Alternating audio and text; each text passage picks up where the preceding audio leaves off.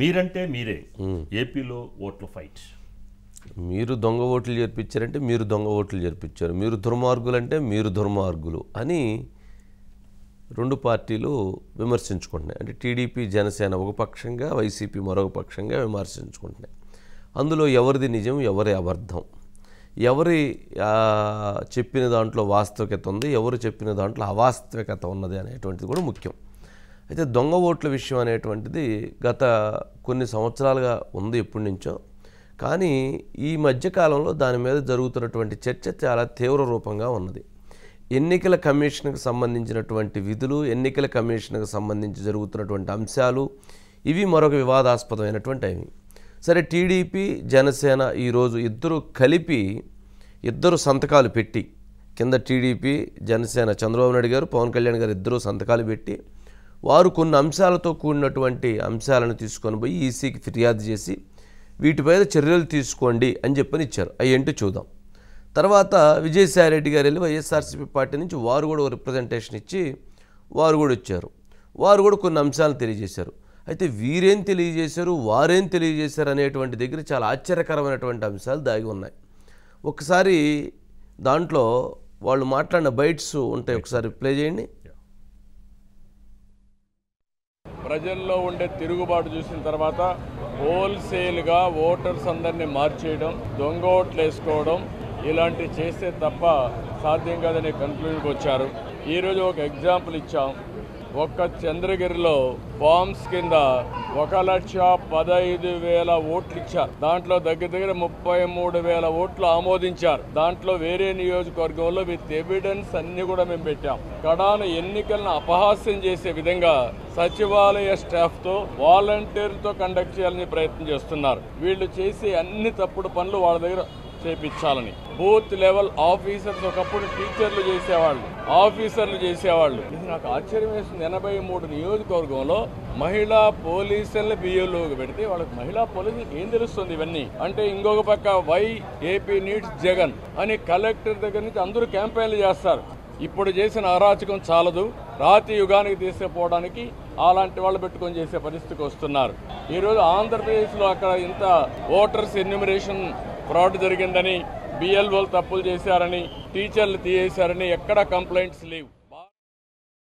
జనసేన తరపు నుంచి నేను ప్రత్యేకంగా వివరించింది ఎలక్షన్ కమిషన్కి, వైసీపీ ప్రభుత్వం వచ్చినప్పటి నుంచి లా అండ్ ఆర్డర్ కంప్లీట్గా దిగజారిపోయింది. హాని జరుగుతున్న గొంతెత్తిన పొలిటికల్ పార్టీస్ కానీ, వ్యక్తులు కానీ, ప్రైవేట్ వ్యక్తులు కానీ వాళ్ళందరి మీద కేసులు ఎలా పడుతున్నాయి, కేసులు ఎలా చేస్తున్నాయి, ముఖ్యంగా బైండ్ ఓవర్ కేసులు ప్రత్యేకించి పొలిటికల్ పార్టీ టీడీపీ వారి మీద కానీ, జనసేన కార్యకర్తల మీద కానీ ఇవన్నీ చాలా క్లియర్గా తెలియజెప్పడం జరిగింది వారికి.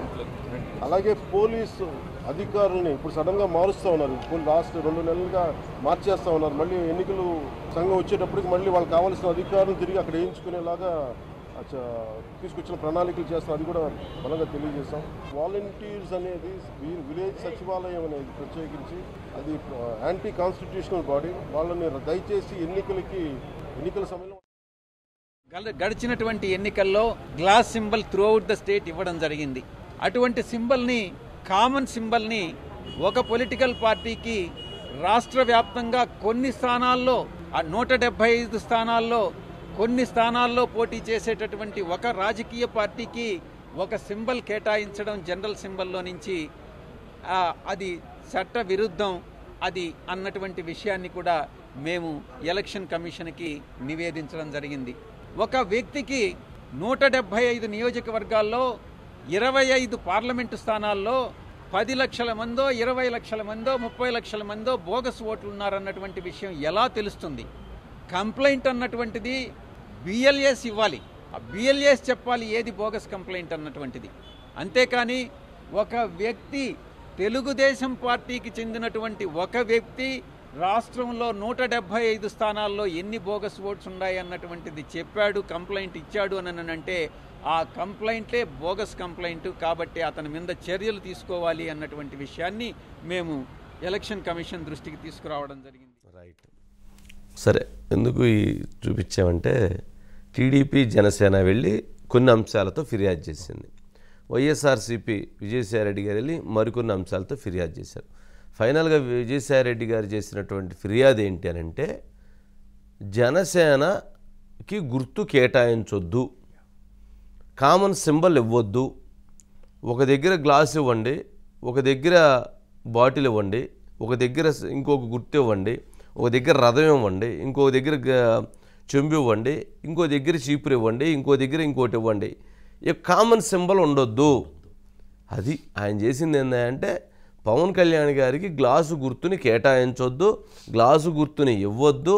ఆయన కామన్ సింబల్గా ఏదైతే ఆయన పోటీ చేసేటువంటి అభ్యర్థులు ఎవరైతే ఉన్నారో వాళ్ళందరికీ విడివిడిగా సింబల్ ఇవ్వండి, ఆ విడివిడిగా సింబల్ ఇవ్వటానికి మీరు బాధ్యత తీసుకొని మీరు వ్యవహరించండి అని చెప్పని పోయి ఇచ్చొచ్చారు. అది ఏంటంటే అంటే నెంబర్ 1. నెంబర్ 2 ఏం చెప్పారు, ఎవరైతే దొంగ ఓట్లు ఉన్నాయి అని చెప్పారో ఆ దొంగ ఓట్లు ఉన్నటువంటి వాళ్ళ మీద చర్యలు తీసుకోండి. దొంగ ఓట్లు ఉన్నాయి అని చెప్పి కంప్లైంట్ ఇచ్చినటువంటి వారి మీద చర్యలు తీసుకోండి, అతను అరెస్ట్ చేయండి, అతను జైల్లో పెట్టండి. దొంగ ఓట్లు ఉన్నాయని చెప్పి కంప్లైంట్ ఇస్తే వాళ్ళ మీద చర్యలు తీసుకోవడం ఏంటి? పోయి దొంగ ఓట్లు ఉన్నాయి వాటన్నిటి మీద చర్యలు తీసుకోండి అని జనసేన పార్టీ అధినేత పవన్ కళ్యాణ్ గారు అక్కడికి పోయి ఇస్తే ఆయన సింబల్ లేకుండా చేసేయండి అని చెప్పడం ఏంటి? నెంబర్ 3, చంద్రబాబు నాయుడు గారు లోకేష్ వీళ్ళిద్దరు అధికారులు బెదిరిస్తున్నారు అని చెప్తున్నారు. లోకేష్ రెడ్ బుక్ అని చెప్పిన అధికారులు బెదిరిస్తున్నారు కాబట్టి వీళ్ళిద్దరి మీద కూడా చర్యలు తీసుకోండి అని చెప్తున్నారు. ఇదే వాళ్ళు ఇచ్చిన కంప్లైంట్. ఇచ్చిన కంప్లైంట్ ఏంటయ్యా అంటే కామన్ సింబల్ అంటే ఉండొద్దు, పవన్ కళ్యాణ్ గారికి గ్లాస్ గుర్తు కేటాయించొద్దు, నెంబర్ 1. నెంబర్ 2, ఎవరైతే దొంగ ఓట్లు ఉన్నాయని కంప్లైంట్ చేశారో కోనేరు సురేష్ అని అతని మీద చర్యలు తీసుకోండి.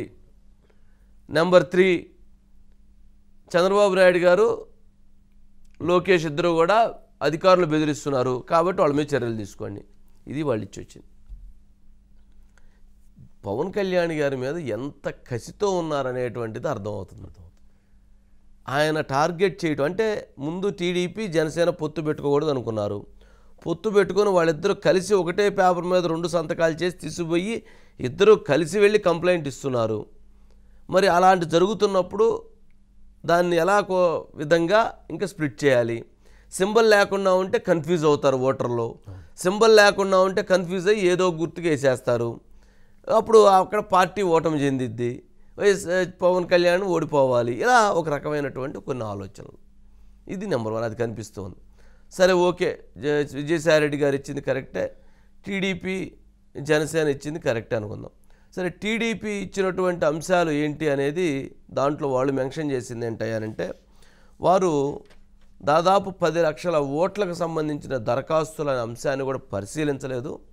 దీనికి మేము కొన్ని ఎగ్జాంపుల్స్ చెప్తున్నాము.